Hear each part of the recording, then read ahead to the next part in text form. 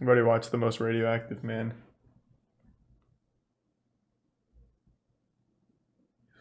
Fourth video, cheating's always interesting. True, but these are probably underwhelming, but I'll check it retail out. price, $23,743. You got it right on the nose. You're in both showcases. Hey guys, and welcome back to Space cheating. Town. In today's video, we'll be taking a look at some of the doesn't even know how to cheat, right? in game show history and exactly how they managed to sneak away with their winning. 3, 3, 6, Michael.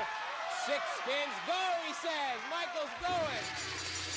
Wait a minute. At least some of them. Let's jump right into this one. I believe Up that first, scene. we've got a man by the name of Charles Drew showed Ingram. it. It's just terrible Getting quality. away with I already cheating saw. us out of £1 million was going to need a mastermind with a I thought he like plan broke it. and a genius accomplice. The former British Army major gained infamy in 2001 after September 9th and 10th appearances on the popular game show Who Oh, I know Wants to this Be a one. People were Millionaire. coughing, or his Ingram family played was his way coughing. all the way through to the final round Let and him know ended the up right winning one. the maximum amount of money possible, £1 million.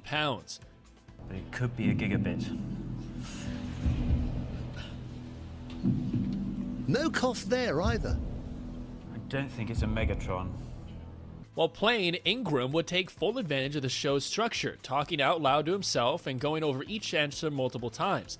This didn't seem out of the ordinary at all because multiple contestants on different game shows have employed similar Thanks for the tactics. gift sub. And or the Millionaire's bits, host Laurel. even claimed that the checks Laurel. signing afterwards seemed perfectly normal and nothing out of the ordinary had taken place. However, controversy sparked once one of the producers of the show got their hands on the footage to edit it together for TV and noticed that every single time Ingram said the correct answer out loud, someone would cough in the audience. Diana develops a nasty cough of her own. A1 or Craig David. As it turns out, Charles had plotted beforehand with Such his a wife good Diana plan. and another contestant Such a scheme good to plan. guarantee their success, which in fact saw either of the two coughing from the audience whenever Charles said the right answer. Labeled the most British crime of all time, Ingram ended up being found guilty for procuring the execution of valuable security by deception after 3.5 days deliberation by a jury. While Ingram wouldn't serve any jail time, him, his wife, and the fellow contestant on the plan ended up having to pay 115,000 euros in fees. I mean, Next they up, won $1 we've got million man bucks by the though. name of Michael Larson. Now, Michael, I know this one. what I are you know this gonna- one. Oh, I drive an ice cream truck in the summer. I hope to win enough money here not to have to do that Do you this have it summer. with you today? Back in 1984, Larson applied and ended up contesting on whammy. the game show Press Your Luck, a show that revolved around whammies. game boards with constantly switching lights that would highlight numbers with cash prize amounts shown once selected. Larson had started recording Press Your He's a Luck tier 1 episodes shortly grandmaster. after its 1983 debut and quickly realized that the randomizer moving the light indicator on the game's big board only had 5 different patterns. One prize worth more I'm than ready. 5,000. I'm Some ready. whammies. Be careful. Here we go. $4,000 on a spin. Larson started to Yeah. memorize these patterns, and after doing some practicing by pausing with his remote control, he was confident It's that he not would even always really predict cheating, it's an exactly actual where the light would end strategy. up. He also discovered that 2 specific squares always containing cash and never had the whammy, essentially the game show's bankrupt that would set your total earnings back to 0. One of those squares always contained a top dollar value, which allowed an additional spin in the second round, which he took advantage of to always keep himself in control of the board. He's as long as he aimbotting. kept following Kinda. the patterns. It's For more genius. big bucks. Stop at 1,000 and a spin. 12,005. 6 spins, 7 spins. You haven't lost a spin, Michael. You're done. Once he felt confident in his plan, Larson spent most of his savings to fly over to Los Angeles and audition for the There's show. your blueberry Bobby in the prime Edwards, the Zevis. contestant supervisor, was actually suspicious about Larson and his motives for playing and didn't let him in. But the show's executive producer, Bill Carthers, overruled this and allowed him onto the show. Larson employed his tactics and ended up winning over $110,000, which has more than doubled in value since 1984. The producers of the show had checked over the footage afterwards and noticed. Why do you that keep based on his spamming Arab reactions, moist? Larson I don't know how many clearly times I always need knew to that he say landed on I've a already big caught money up with spot all of before it. the prize amount was even revealed. I don't know why people keep spamming that. CBS initially refused to Like, pay I Larson, but clearly after can having see the it. legal team look it over, And they for the millionth realized there was time, nothing I've in the already show's watched. rules forbidding what he had done. Jesus so fucking technically, Christ. he hadn't even cheated. It's not just one guy. I've seen like 10 different names. Illegal schemes and issues with the law would run Larson dry of his earnings within 2 years. But hey, at least he had somehow fair fun while it lasted.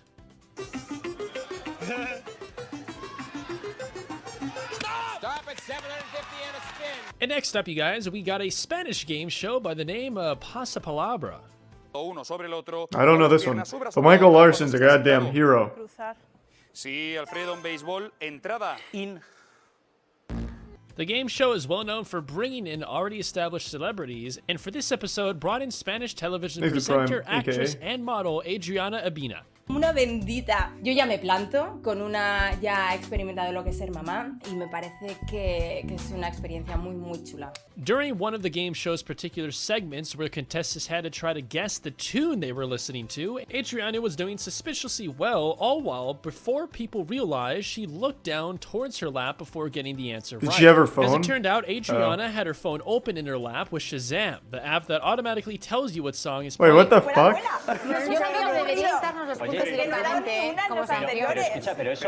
That's like high school cheating. Well, doing exactly that.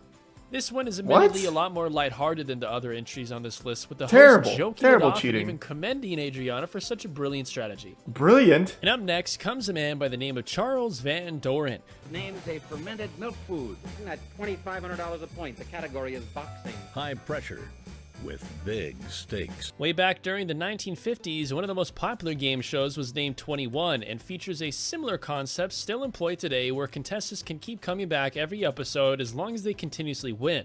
Well, after Man, that showrunners despised, had kept winning and winning, they decided to sabotage his streak by bringing in Thanks, Charles Resub. Van Doren, giving him all the correct answers beforehand, and having him finally dethrone the former king of 21. That's fucked up. My goodness.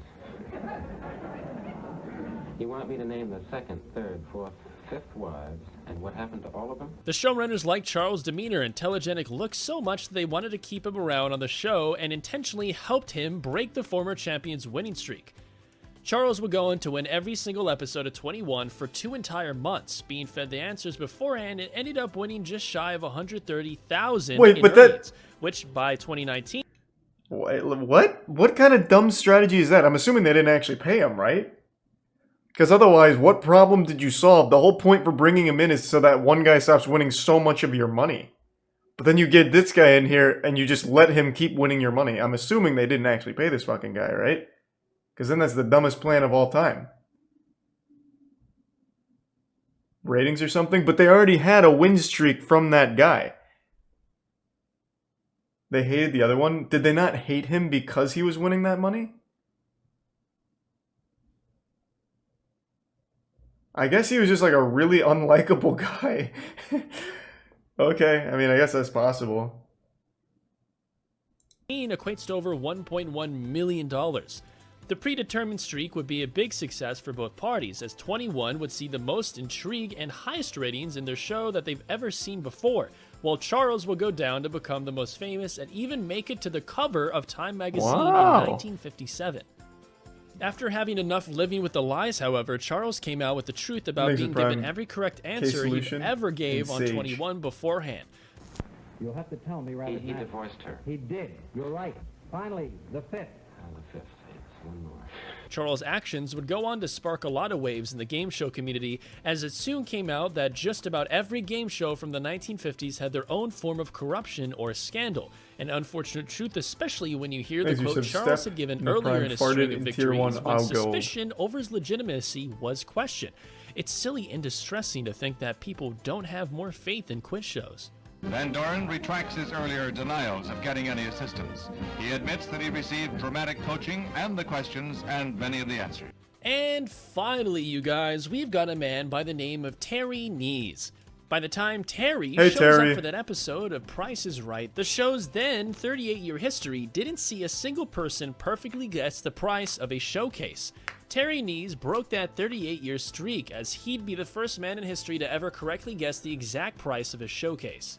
Terry must have loved the patterns just as much as Michael Larson, because after studying the show for 4 months, he and his wife Linda realized every single prize on the show had been repeated, so they just had to memorize the values. After making it to the final round and seeing the showcase, Terry remembered his studies and figured the retail price must have been around $23,000. $23,743. Wow. That's a very exact bid. Good luck. Sharon, here's your showcase. Given how the Price is Right works, the following numbers were That's pretty just another pointless to great memorize, so strat. Terry simply picked his wedding date and his wife's birth month to fill in the last 3 numbers, with April 7th and March giving him $23,743, the exact price.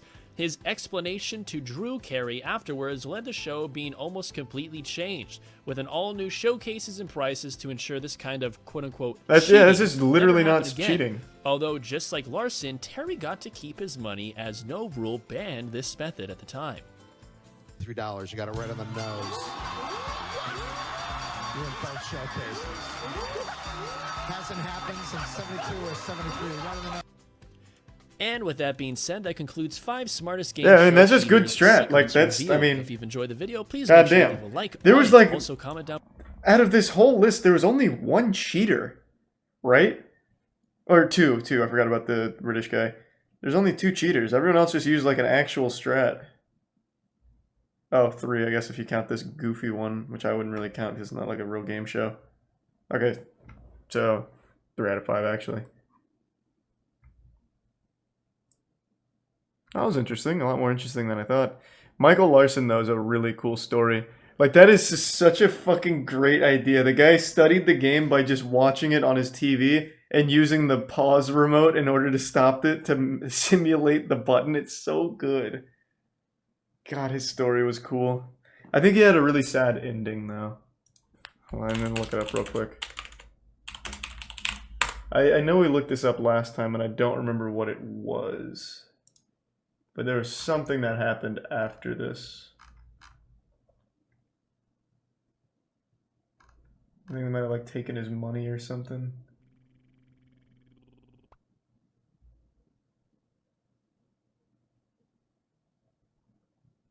Oh, this is what it was.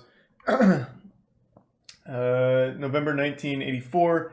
He learned about a local radio show promising $30K in prize money for matching dollar bill serial numbers with random numbers read out on air. Over several days, he withdrew his remaining winnings in $1 bills, examined each dollar, and upon discovering that he did not have the winning number, redeposited roughly half, but Larson left $50K in his house, which was stolen in a burglary while attending a Christmas party. Yeah, so he just lost most of his money. He also never saw the return of his winnings and failed at several get-rich-quick schemes. And then in 1995, he engaged in an internet fraud scheme run by a company called Pleasure Time, which raised $1.8 million from 14,000 investors for a non-existent American Indian lottery. Yeah.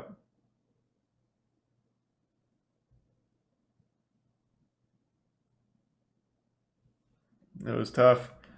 But still a great strategy and a great legacy from Michael Larson. He was definitely bad with his money. Yeah, it seems like he was more of like a gambler. He was more addicted to the actual thrill of it, so he kept looking for more ways of doing that, such as like that dollar bill thing. But he could never quite replicate it.